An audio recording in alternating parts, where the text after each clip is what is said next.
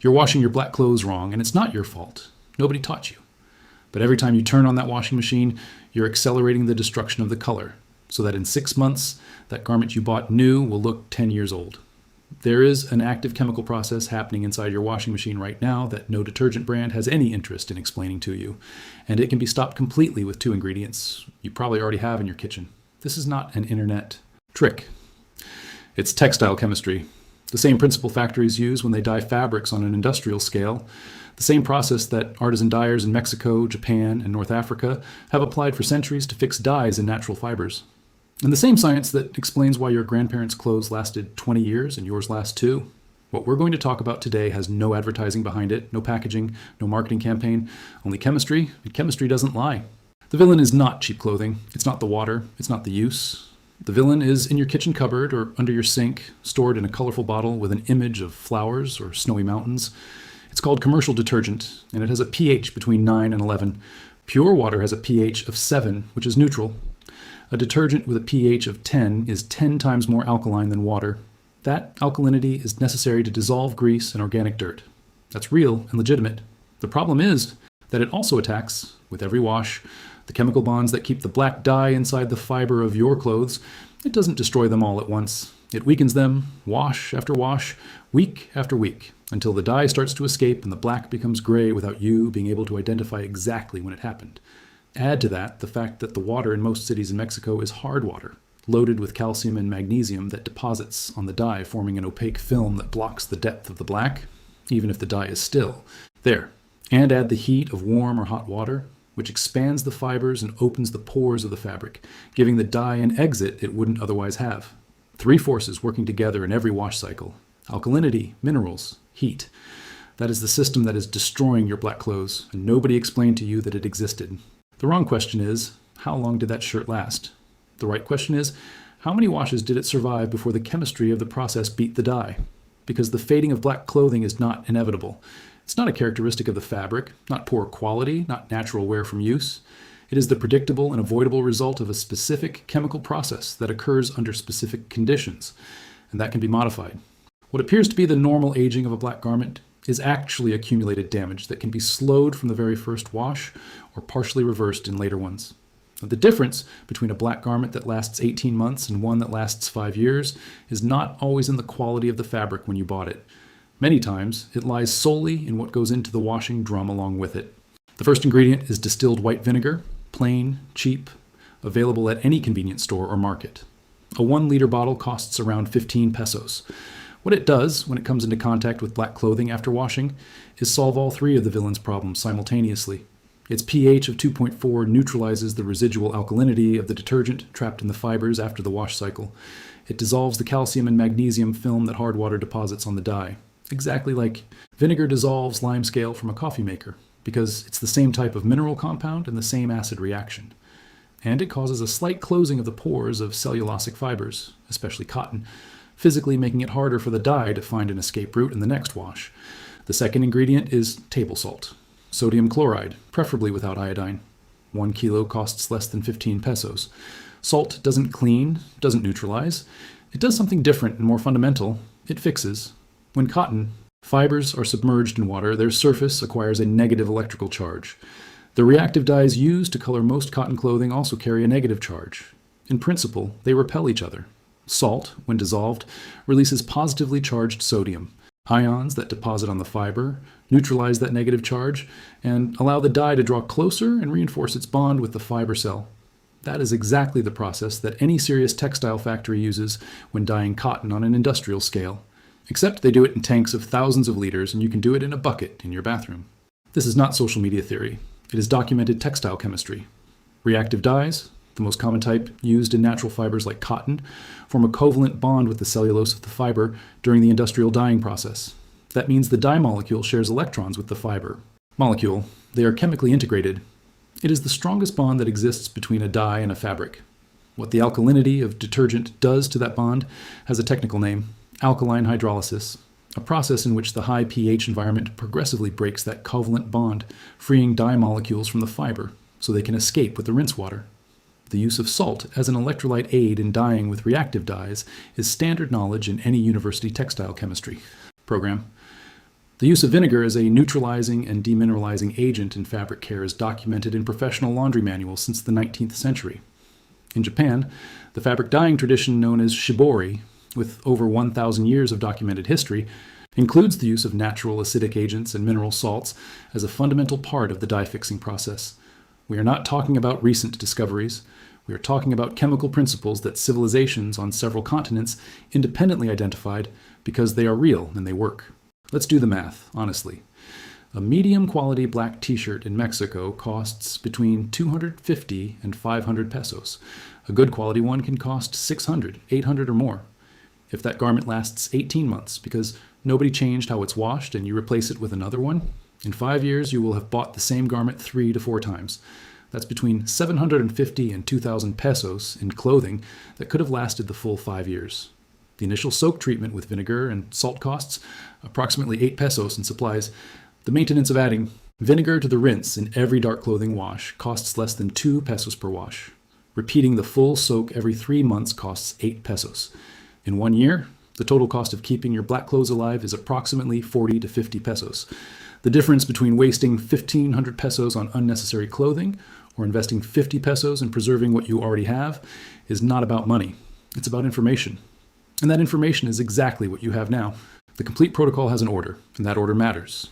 If you skip a step, the result is noticeably inferior. First, before any treatment, examine the garment under natural light. Look for whether the wear is uniform across the whole fabric or localized in friction zones like the collar, cuffs, and seams. If there is variation in tone, darker zones and grayer zones, there is living dye inside the fiber that this treatment can recover. If everything is uniformly gray with no variation, the dye is mostly gone and the treatment will have limited effect, though it's always worth trying. For the initial soak, fill a container large enough for the garment to lie flat without tight folds with cold water. Not warm, not hot, cold. Dissolve 3 tablespoons of non-iodized salt in the water, at least 2 minutes, until no visible crystals remain, because concentrated crystals on the fabric can create uneven treatment spots. Then add 2 cups of distilled white vinegar. Submerge the garment completely. If it floats, place a plate on top to keep it beneath the surface. Let it soak for between 45 minutes and 1 hour.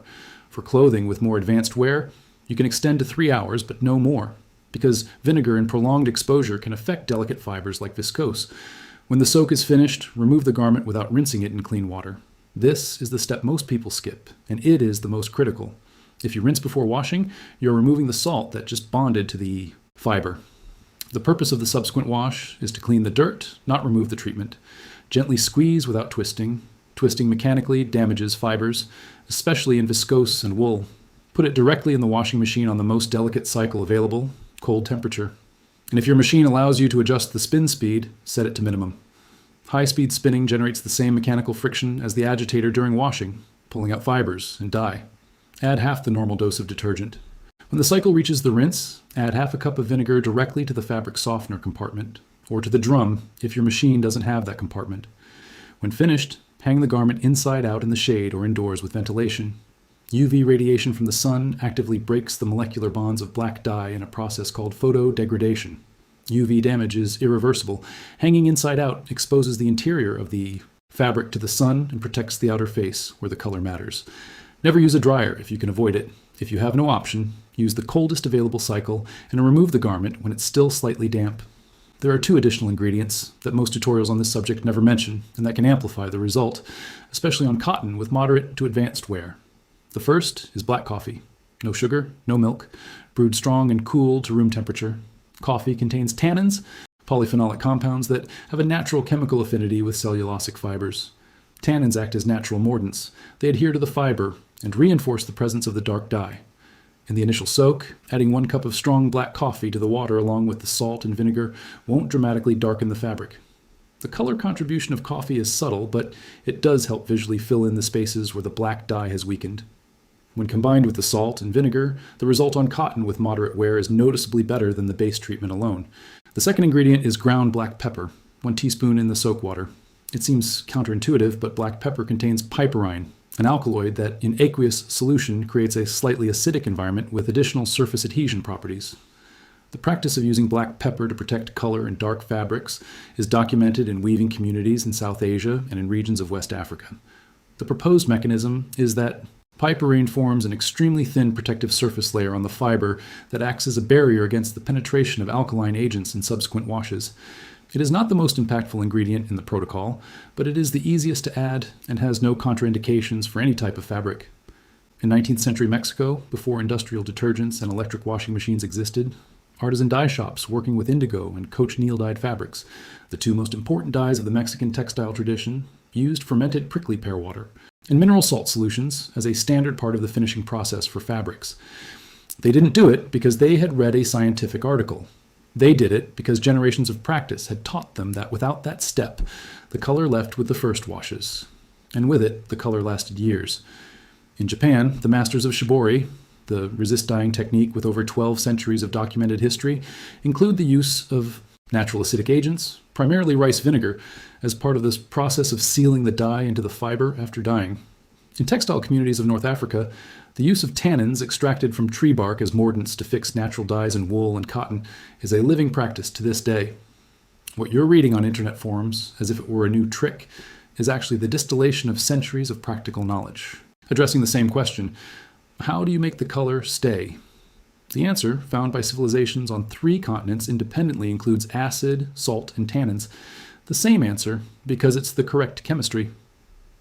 Myth 1. Black clothes fade because they are poor quality. False. Color loss in black fabrics is the result of washing conditions, not the inherent quality of the fabric.